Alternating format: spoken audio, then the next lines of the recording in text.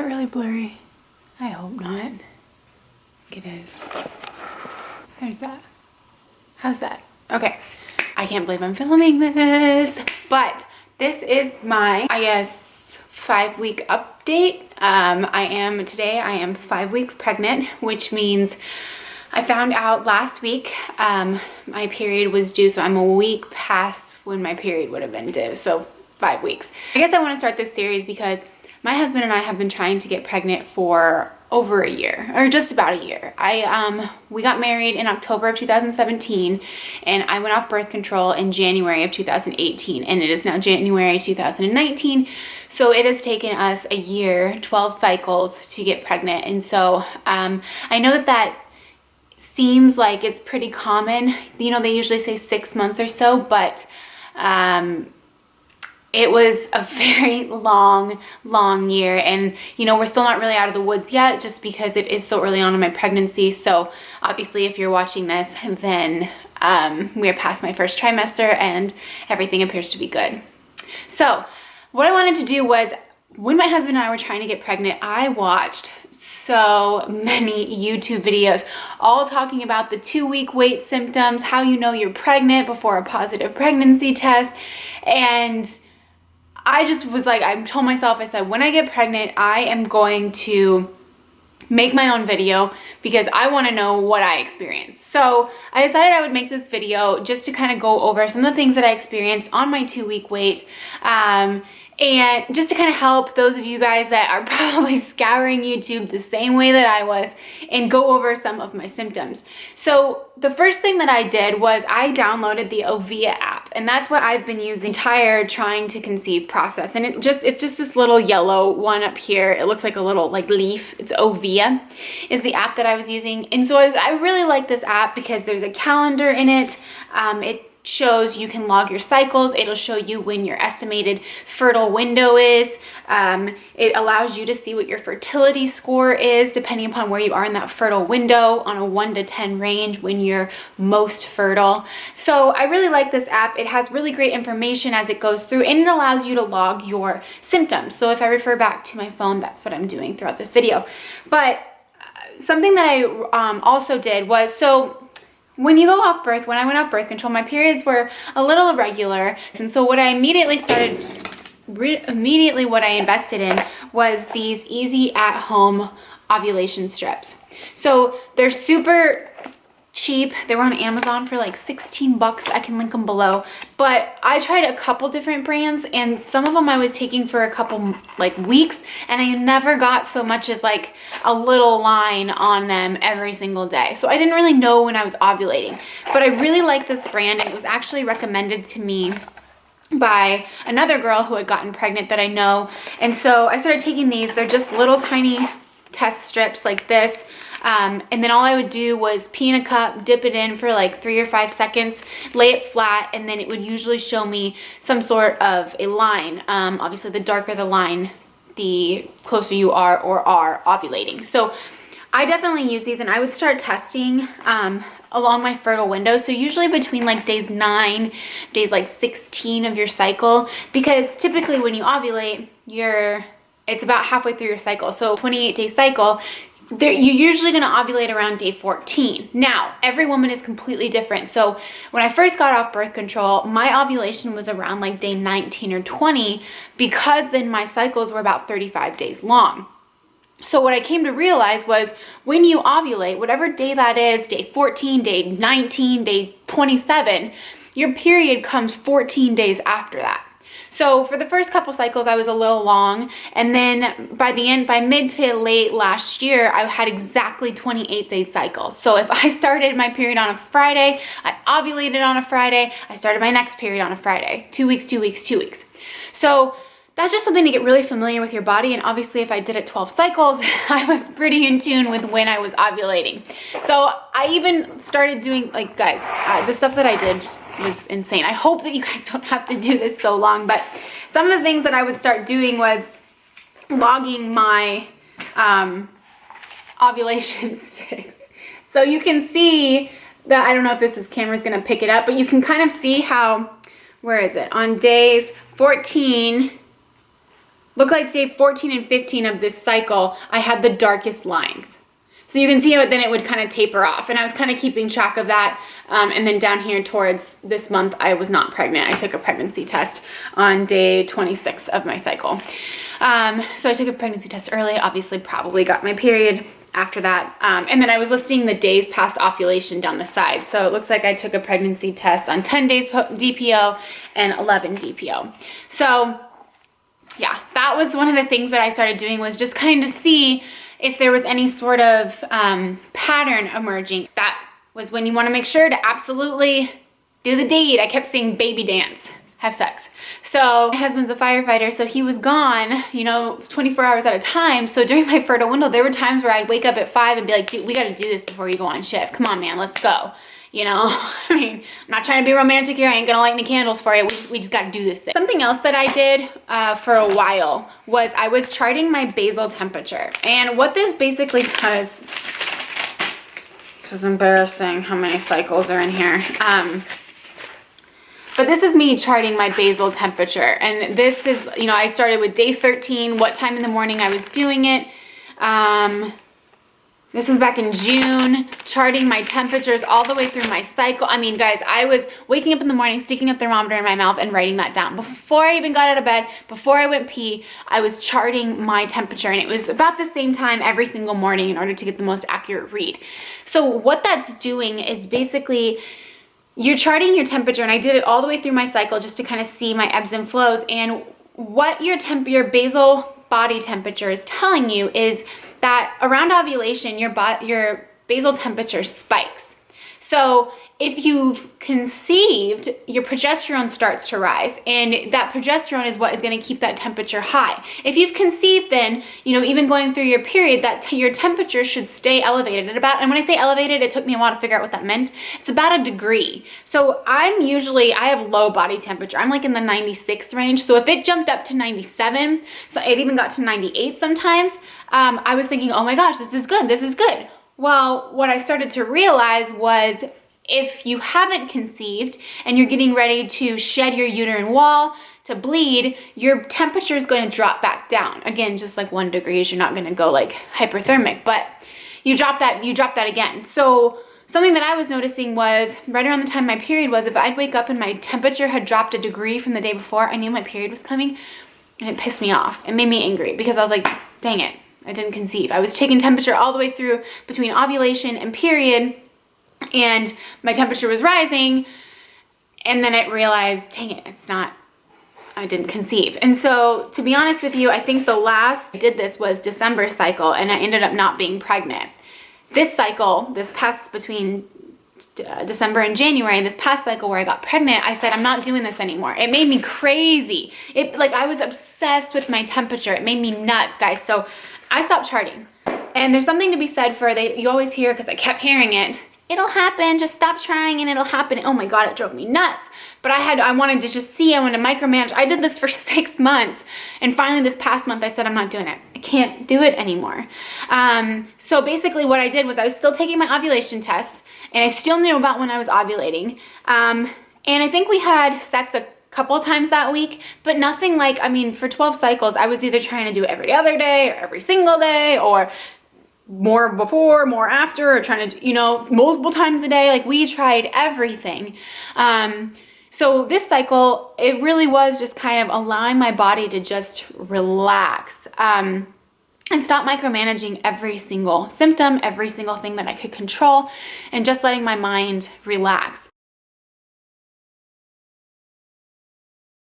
As far as my 2-week wait symptoms, I don't care how many videos you guys watch. If I could sum it up in 2-week wait symptoms, I would say there are none. So once I got off birth control, my boobs started hurting around my period, when I was supposed to get my period. And that was new for me because I didn't have any of those types of symptoms when I was on the pill. And so I thought that that was a pregnancy symptom, which it is, but it ended up also being a symptom for me, for getting my period. So this past cycle, my boobs definitely hurt. They always kind of hurt. I didn't really, the other weird thing was I didn't really break out. And I didn't notice that. I didn't realize that that was going to be a pregnancy symptom until I watched some of these other videos. but I didn't break out around my period week. So I didn't have any periods, breakouts or anything like that. And then I was talking to my husband about it, and he said that I didn't seem as irritable. And by irritable, I guess he meant more of like emotional. I wasn't crying. I wasn't getting overly whiny or clingy. Sometimes that happens to me. I get really emotional.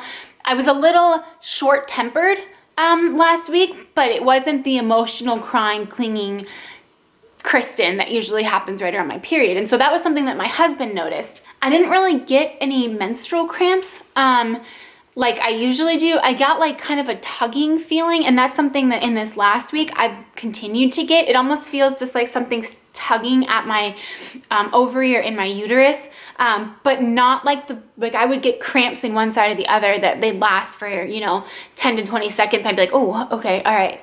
And then the other thing that I've experienced now is constipation. And so usually like around you get like the period poops, your progesterone falls, because when your progesterone's rising, you're gonna get constipated. And so usually that week between your period, or right before you're gonna get your period, some women say that they're constipated until that progesterone dips right before you start to bleed, and that's when you get those period poops. Well, I didn't get any of that. So I kind of definitely felt bloated. And then I've kind of been, I don't wanna say the fatigue has set in because it really hasn't, but I've kind of been like demotivated.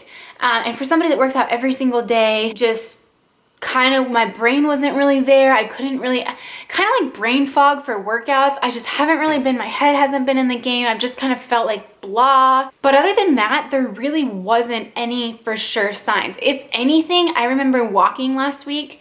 It was if I was supposed to take my pregnancy test on Friday, it was about Monday of last week. We were walking the dogs, and I had this really weird sense of calm and peace. And usually the week before my period or the week of my period, I was anxious because I was afraid to get that negative pregnancy test. So this cycle was really different. I felt calm. I felt at peace. I felt that everything was okay in a sense. And I wasn't worried about, oh my God, I need to hurry up and find out if I'm going to get pregnant. Am I going to get my period? I was just kind of calm with it, which was, I guess, a symptom for me because it's not normal for how I would feel based on the other 11 cycles, 12 cycles. Something that's really crazy to me is that last Monday, Tuesday, I was obviously pregnant, but I didn't know it. And about, 3 or 4 days before my period. And my husband got a text from a guy on the job who sent a Bible verse. And all he said with the screenshot of the Bible verse was, your baby's on its way. And I remember my husband sent me that screenshot of the text message, and I just started crying. The Bible verse didn't have anything talking about, Sarah's barren womb or any of the women in the Bible who had trouble conceiving. It didn't have anything to do with that. And so it was a nice verse, but just the words underneath it, your baby's on its way. And what's crazy is we've since talked to that guy a couple of days ago that we were pregnant, and he just said that he had this like weird sense that he needed to text Elliot and let him know he was doing his Bible study at home, and just out of nowhere said he needed to it was like such a weird, like I'm gonna get emotional talking about it because it was just like, he got emotional because it was just like something, I don't know, like getting that. I even said something last Monday, Tuesday. I said, that's extremely sweet, but if I'm really pregnant this time, like that's like creepy, that's crazy. I already went in, well, we've been using a fertility doctor. So this last month was the first time that I was on, so I started metformin. I don't have PCOS, but according to my lab results, I had what looked like symptoms of PCOS, but not actually having the cysts on my ovary. I did the ultrasound, I did the HSG exam where they shoot dye into your fallopian tubes to look for blockages, which hurt like a bitch. I did a series of blood work. So, he got semen analysis analyses, multiples. So this month was the first time that I started on metformin. Now, what we don't know is I started on metformin on January 2nd, I believe, and that was about either the day we conceived or we conceived 2 days later. So I'm not sure if the metformin helped or not, but I am still on metformin. So we were doing that through a fertility doctor because what we were going to do this cycle was be on the metformin, and then in 5 days, so say I got my period last Friday like I was supposed to, this week I would have gone and gotten an ultrasound and started on Femara to open up, stimulate my ovaries. And then that's usually when so that's day 5 of your cycle. About 9 days later, when you're supposed to ovulate, that's usually when you go in and we would do an IUI. But we decided this cycle, we were going to just do the Femara and go home and have what they call assisted intercourse with the drugs, but do it on our own. And obviously we don't have to do that. I didn't even have to be on Femara. So when I called my fertility doctor, she sent me over the lab work this past Monday. Today's Friday. So 4 days ago, I went in, got my blood work done. She called me on Wednesday, said that my progesterone levels are going up, my HCG is going up. So everything looks good, and I have 2 weeks from today, I go in for my first ultrasound at 7 weeks with my fertility doctor. So now this coming Monday, as in 3 days, I'm going into my OB for the first time. They're probably gonna do a confirmation of pregnancy, but I know I'm pregnant.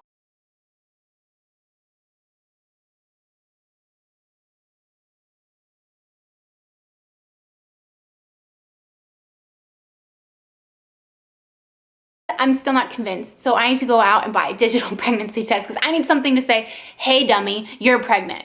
So I did. I went out and bought a digital test.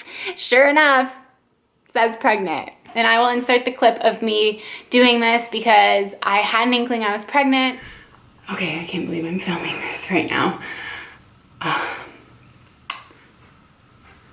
I took a test yesterday and it was a cheap one, and it looked negative, and when I came back there was a very faint line.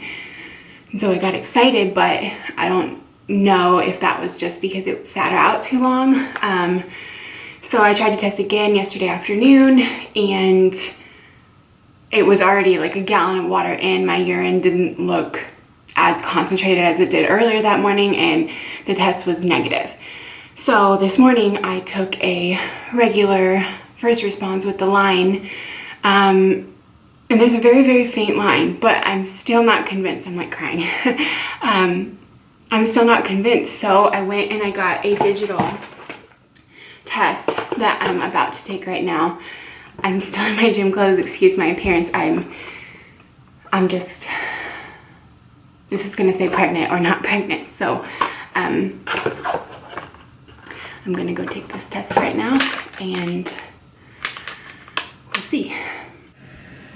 So I'm gonna set my timer and do this test.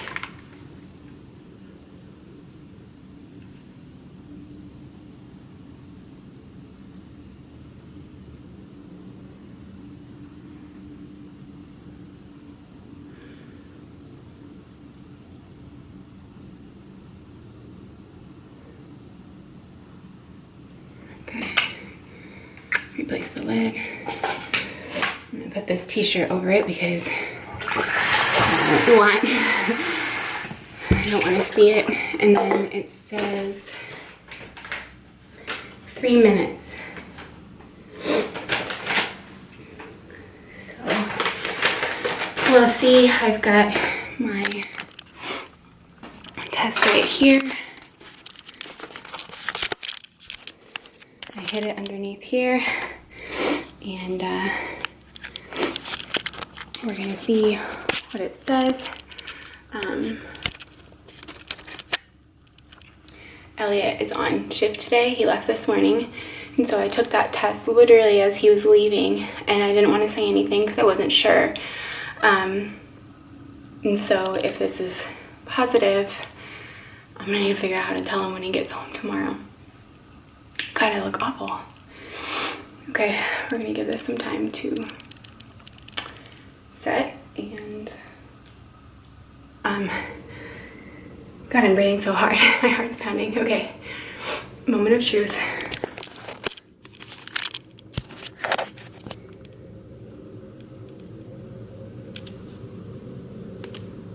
Can you guys see that?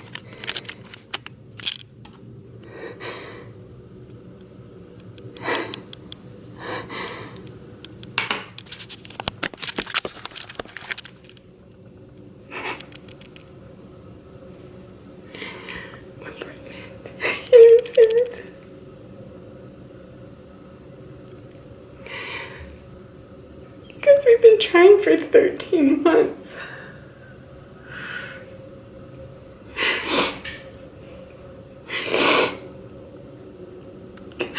Thank you. Thank you.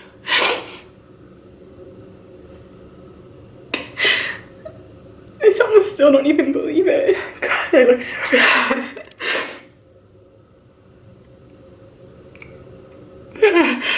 I never thought I'd be filming this. I didn't know.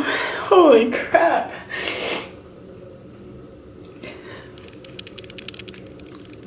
So now I gotta go figure out a really cute way to tell my husband that we're pregnant. Holy shit. Okay, alright,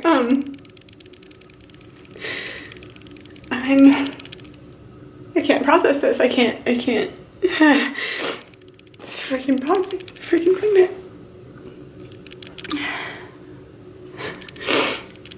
I'm pregnant. So that was Friday morning. Obviously, I'm not gonna call my husband when he's on shift because I wanted to surprise him. So I kept it a secret to myself and went out and bought a couple things from Target so that I could surprise him the next day. And I just had this big secret, and he knew my period was coming that weekend, but I think he was just afraid, like, is she gonna call me saying, oh my God, I'm starting my period again? Because for the last year, I would cry when I got my period. But I didn't want to say anything on the phone, so I set up this nice little surprise for him when he came home Saturday morning. So this is what I did for him to surprise him when he got home on Saturday morning. Okay, so it's Saturday, January 19th. It's about 8 o'clock, and Elliot is on his way home from work.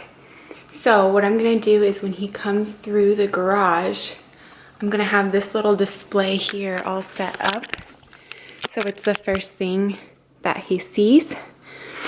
How cute is this? So I have new to the crew, 2019, look out, here I come, little baby shoes. And then I've actually I took another test this morning, if this is gonna focus on this.